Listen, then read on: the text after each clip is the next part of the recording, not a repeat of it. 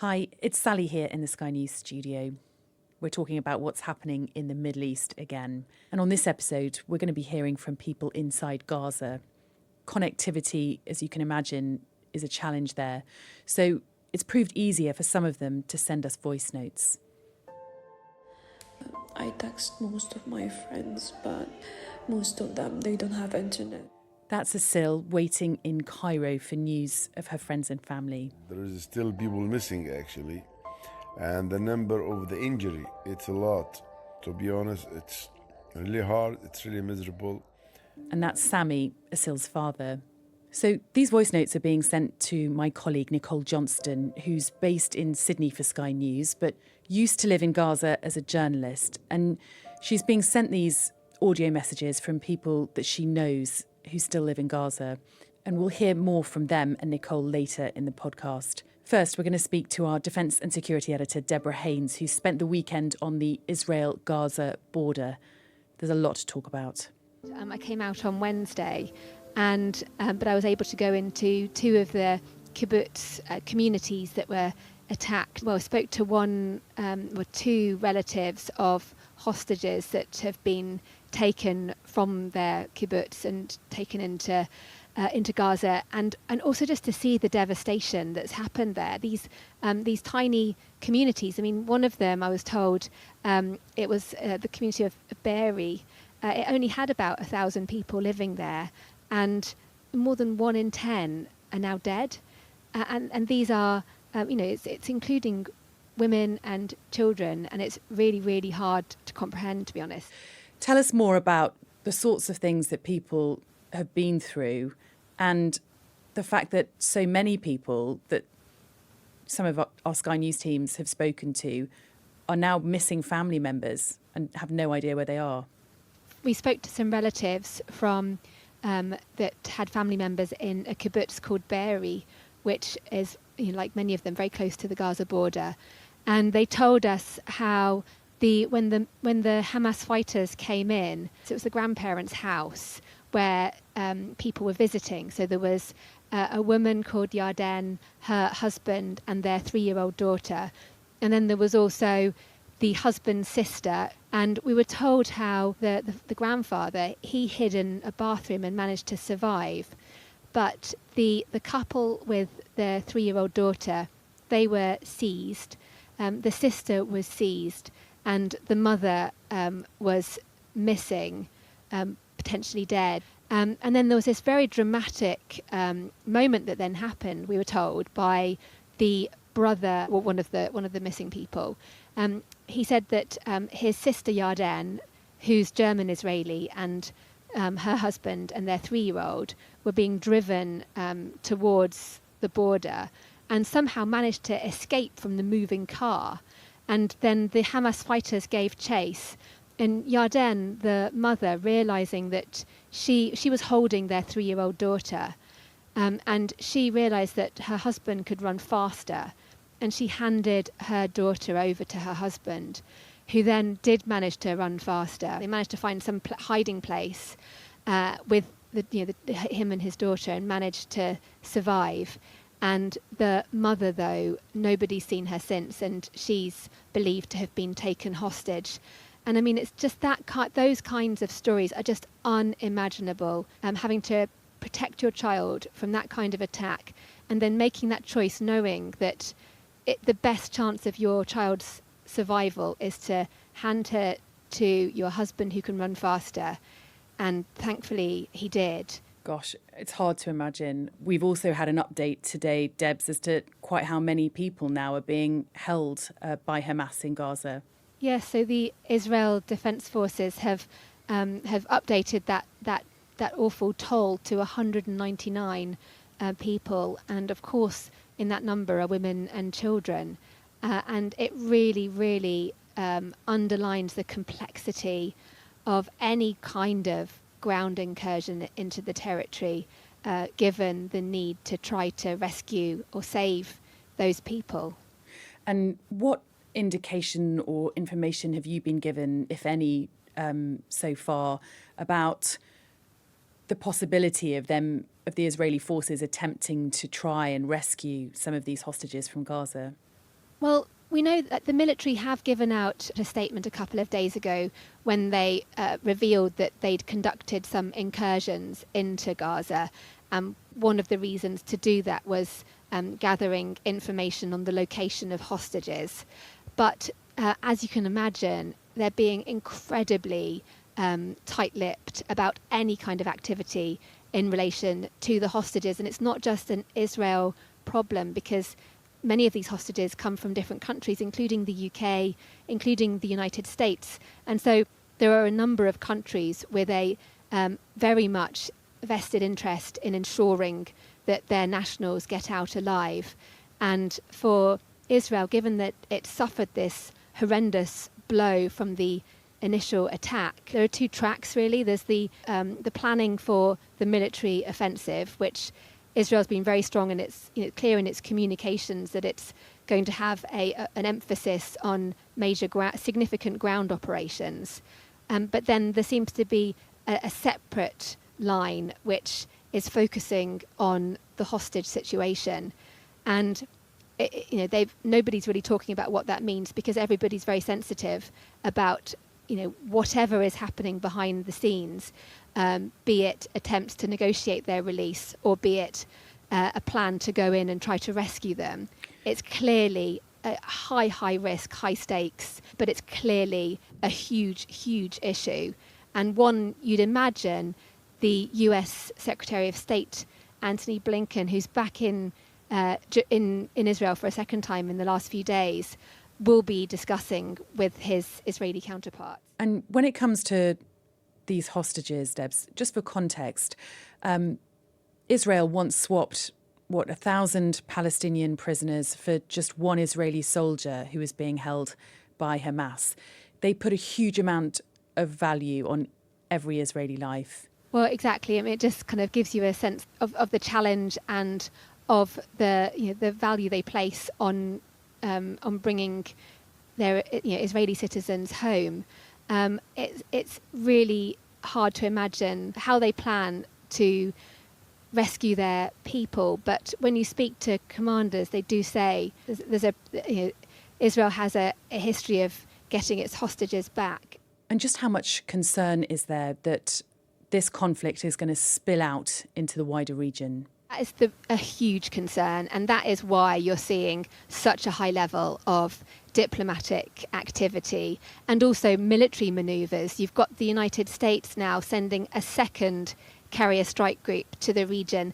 That is one of its most potent symbols of military power, and it's one of its best attempts at deterring actors like Iran, like Hezbollah in Lebanon, like forces in Syria, like militias in Iraq, from exploiting the crisis already here in Israel to attack this country on different fronts. The UK too, they've sent a rather more feeble but still symbolic show of force in the form of two Royal Fleet auxiliary ships and sending some surveillance aircraft to help with deterrence and also with detecting transfers of weapons. But it again underlines the huge anxiety and the need to try to contain the crisis. But on Israel's front, they know full well that moving into Gaza could ignite a regional war, but they say that they don't have any other choice. And Iran has reportedly warned that should the offensive continue in Gaza, then they would have no choice but to intervene in some way. And it's well known that Hamas is supported financially and militarily by Iran. And there is accusations today from the Israeli military that Iran is actually behind the decision by Hezbollah in the last few days to ramp up attacks across the border into Israel, which has prompted an Israeli military response into Lebanon and also an increase of Israeli forces across its northern border. So it's really, really high stakes. And the big unknown question in this evolving global shift of power is whether the presence of the US's two aircraft carriers and all of the escort ships that are loaded with significant weapons and aircraft, whether that would be enough to deter other actors from getting involved, or whether now, given Iran has this increasingly close relationship militarily and so on so many other levels with Russia, whether it might be emboldened to ignore the US warnings and to allow this crisis to erupt into a regional war. It certainly feels like a very tense and concerning moment. We really appreciate you speaking to us, Debs. You and the team, take care. We're going to take a quick pause there. Next, we'll hear more from people inside Gaza and from Sky's correspondent Nicole Johnston, who used to live and work there.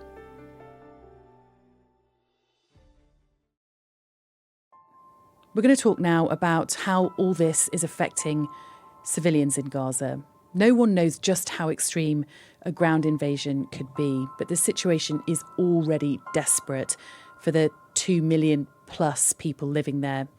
Let's speak to Nicole Johnston, who you would normally see covering the news for us from Australia, but she used to live in Gaza as a reporter and is in touch with people there. It's really difficult to even speak to anybody. They don't have electricity. Every now and then they can get a little bit to just, get enough to charge their phones up. So mostly I'm getting audio messages every couple of days or messages from their relatives outside Gaza just to find out if they're alive. One family that I was very close to while I lived in Gaza for 12 months, they're in the northern part of the Gaza Strip, so they have had to move to the south. 7 children, all teenagers now, and it's incredibly difficult. The message that I had was that they have moved from, one house to another relative's house, and I think at the moment they're sleeping on the ground at a driving school. And this is what, as we know, people are doing inside Gaza right now. And of those people that you're in touch with, Nicole, do you have any idea what conditions are like for them when it comes to food, when it comes to water? Of course, those very basic things were cut a week ago by the Israelis. In the first few days, they said that they had enough food and they had enough water. Obviously, people were stockpiling what they had. Now, though, they're saying it's getting much more difficult. Huge lines of people lining up to try and get water, but without electricity, you can't always operate the pumps that you need to pump the water. So, yeah, it's running out. Food is running out. It's absolutely desperate. Nicole, before we talk more about this, let's hear more from Sami and his daughter Asil, who we heard from a little earlier. Now, you knew them from when you were living in Gaza, and they've been sending you voice notes. Let's take a listen. For sure, this war, it's totally different than the other. And the other, actually, nobody call it as a war. They say it's confrontation. Totally, I can assure you that it's a war. Right now, it's almost gonna be the 6th day starting. To be honest, it's really hard, it's really miserable, and nobody 4 a.m. now and they couldn't sleep, but because I'm just focusing on the news and I'm not sleeping, focusing on it. I just lost my family from my mother's side. We actually lost 4. I text most of my friends, but most of them, they don't have internet. Now, for people who aren't familiar with the situation in Gaza on a normal day, Nicole, freedom of movement is not a luxury extended to people who live in Gaza. There's one crossing out of Gaza that isn't controlled by Israel, and that's the Rafah Crossing into Egypt. Now, at the time of recording this podcast, there are intense negotiations in place to try and open the Rafah Crossing to allow foreigners out, some humanitarian aid in. Tell us about the Rafah Crossing. Rafah, as you said, the only one that is not fully controlled by Israel, it's controlled by Egypt. From a Palestinian perspective, they feel that Egypt is also complicit in the siege on Gaza because they keep that border closed to a certain extent. It is open from time to time. Over the years, sometimes it's been open for days, weeks, months, but it's not a normal full border crossing that people can go to and cross whenever they like, 24 hours a day, like we can in the rest of the world. Only certain Palestinians generally can leave. They need to have a permit.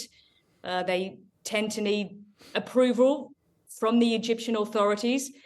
You go down there, border crossings are always an interesting place to visit, I find, but Rafah is something else. It is dusty, it is chaotic, and there's so much despair and desperation when Palestinians are trying to cross, because even though that border may effectively appear to be open, they never know when it's going to close. They don't know when they'll be able to get back in, or it could be closed, or there's some sort of conflict or political problems with Egypt. And then that only lifeline that they have to the rest of the world to travel, to study abroad, to have the freedoms that the rest of us enjoy is closed.